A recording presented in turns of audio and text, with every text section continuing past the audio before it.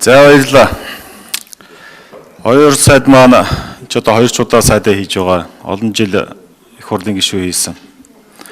Салбараа бас нэлээд сайн мэдж байна. Тэгээд энэ асуулт хариултан дээр хамаг юмнуудыг бас хаагаад яваад нэг талаас ажлаа маш сайн мэдж байгаа сайн боловч нөгөө талаас энэ маань энэ салбарынхаа хүмүүсийн ажиллах болцоог хаачаад байна гэж би хараад байна. Хаачаад байна. Та өмнөөс нь ажил хийгээд өөрөөхөө хийгээд байна. Яг бодит байдлаар харахгүй вакуум дотор орчод байна шүү. Өнөөдрийн ярьсан танилцуулга бий болоо тэгж дүгнээд байна. Энэ аялал жуулчлалыг бий болгох газар гэдэг бид нэр бодлогоор одоо хөвсгөлч гэнэ үү? Өөр хангаач гэнэ үү? Одоо тэр Чингисийн онгон нутагч гэнэ үү? Энийг чинь бодлогоор бид нар нэг хайхтар гаргаж тавиад энэ аялал жуулчлалын чинь шууд ороод ирэхгүй шүү дээ. Ерөөсөө орж ирэх болцоогоо бид нар нээж өг. Үн ханшаа буулга. Тэр хайхтар хатууд одоо дүрм журмнуудаа болилдоо. Би бас наад дүрм журмын чинь ингээд боловсруулаад иржсэн хүн л дээ.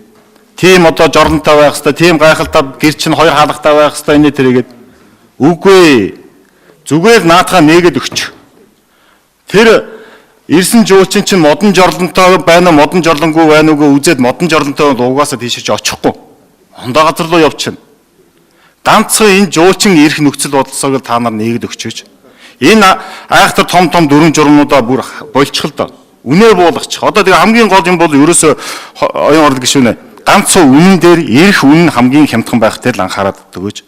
Бид ч ерөөсөө гадаад хүн гэхээр нэг айхтар мөнгөтэй юм шиг л бодох үгүй шүү дээ. Бид нар чинь адилхан хорглоо тоосон одоо тооцоон дээр байж байгаа хүмүүс шүү дээ.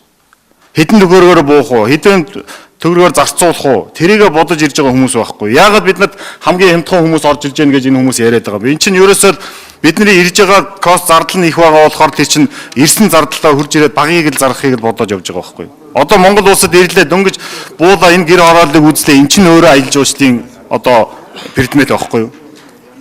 Марлж яа харлаа эн чинь өөрөө аялал жуулчлал. Монгол улстай танилцсан эн чинь өөрөө аялал жуулчлал.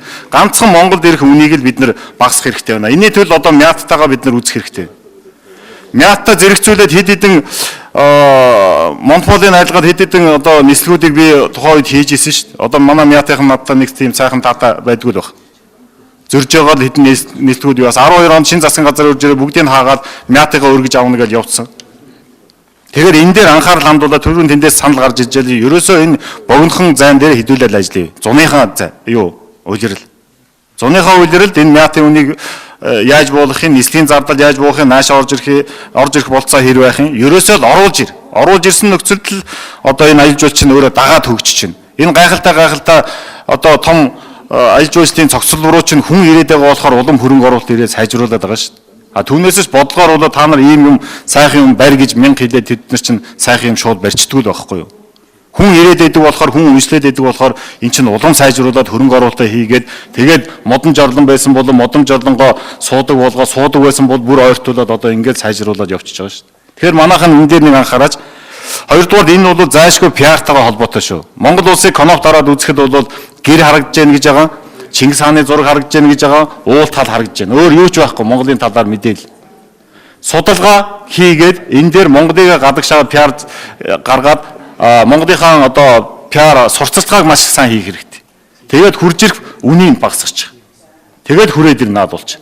Хурж ирэхээрээ тэгээд нэг ирлээ хоёр ирлээ тэгээд ирсэн хүмүүс нь харин их хаппи сайхан одоо сэтгэл өндөртэй явах болцоог эндээс харин бид нар бас нэг арай ондоо бодлогоор энэ дараа нь бол өстой нэг төрийн одоо тийм сурталчилгаа бодлого